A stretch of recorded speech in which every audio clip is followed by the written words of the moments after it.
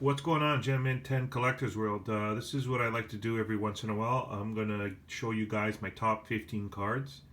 Now, I do got a lot of cards coming back from PSA that are probably going to go in the top 15, and I'm going to sell some of these ones.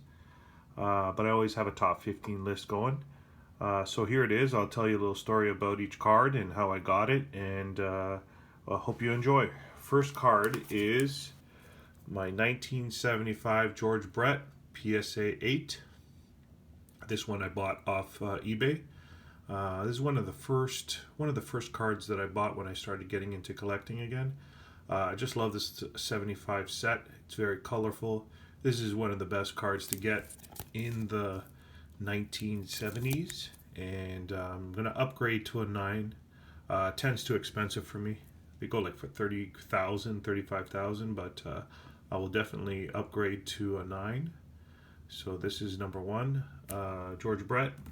They're not in any particular order for wealth or anything like that. So number two is my Otani.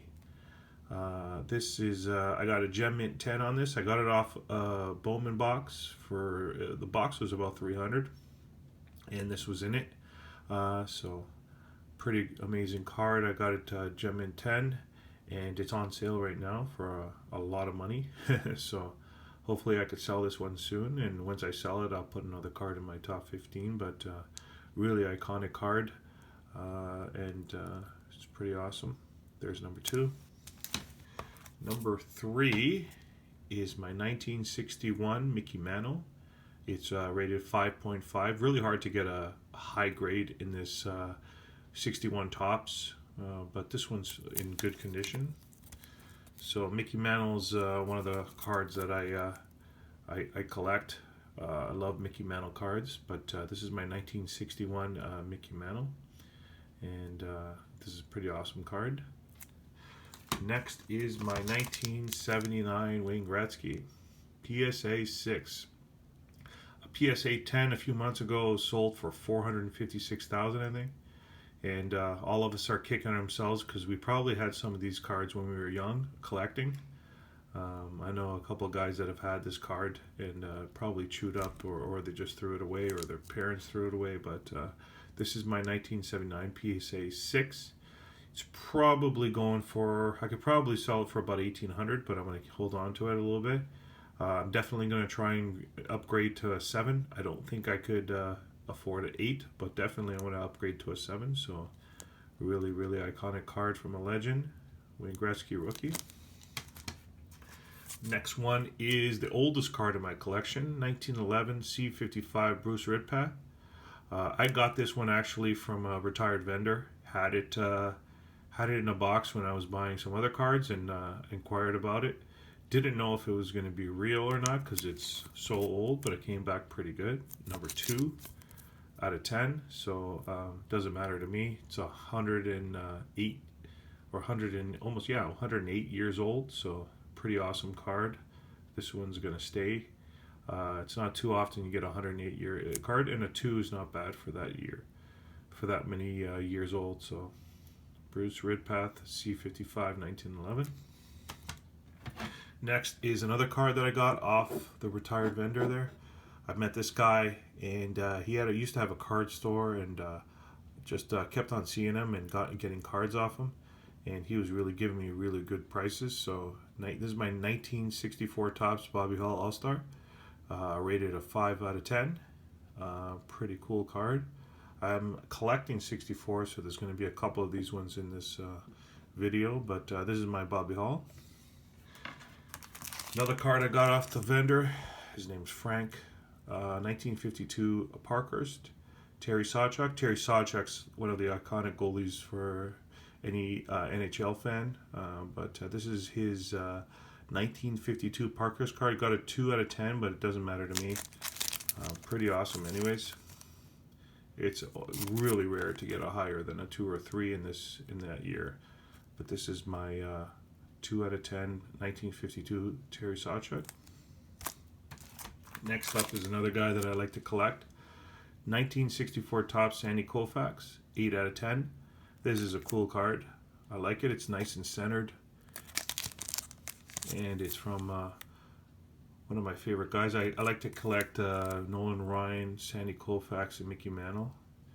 So this is pretty cool. 8 out of 10 is a pretty high grade for 1964.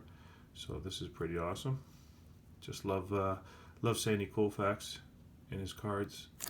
Next one is a high grade for a Mickey Mantle. It's a PSA 8 1961 Mickey Mantle MVP card. This is an awesome card, well centered. It's very rare to get a high grade in this one. This goes for a lot of money. Love this card. Love the color, and love that it's an MVP card. So 1961 Topps Mickey Mantle. Next one is another one from 1964. It's my Stan Mikita. He just recently passed away. This is a PSA 6. Just love this tall boy set. I'm going to get the whole set one of these days. The minimum is going to be probably a 5 that I would take, but this is a pretty awesome card, Stan Mikita. Next card is a recent one I got. This is a 101 plate from Anthony Rizzo.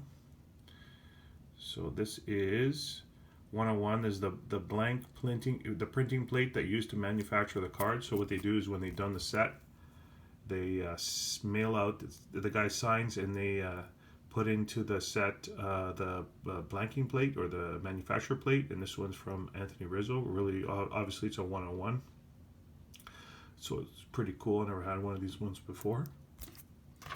Next up is another one from 64. This is my Frank Mahovlich.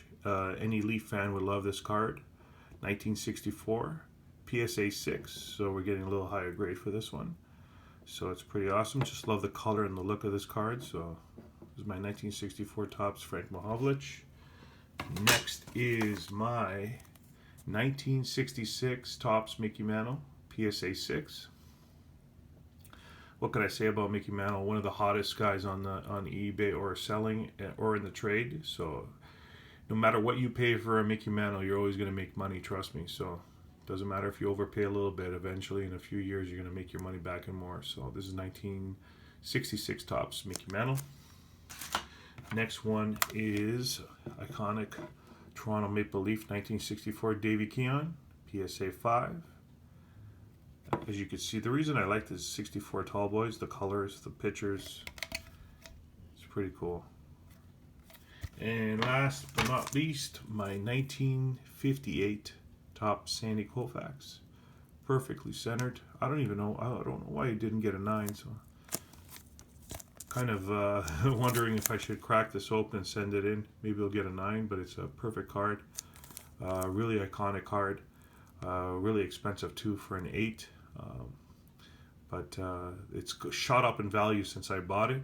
Got it at actually a flea market, and just worked on that guy for like not 4 hours, maybe 2 hours, just back and forth. Finally, he gave it to me for an amazing price, and this one's staying in my collection. So that is my top 15 cards, guys. Hope you enjoy the video. Obviously, I'm going to be doing a new video soon because I'm going to be getting a lot of cards. I think over 200 cards back from PSA, and there's about 3 or 4 that definitely will go in my top 15. And the rest of these cards that bump out of my top 15, I put them up for sale. Thanks for watching, guys. You could follow us on Instagram, Gem and Tank Collectors World. Also, these videos are going to be on YouTube if you want to go on there and subscribe. And like I said, after January, we're going to be doing a lot of breaks. So I hope you guys are ready for some awesome breaks, awesome giveaways, and we're going to have some fun. So thanks for watching.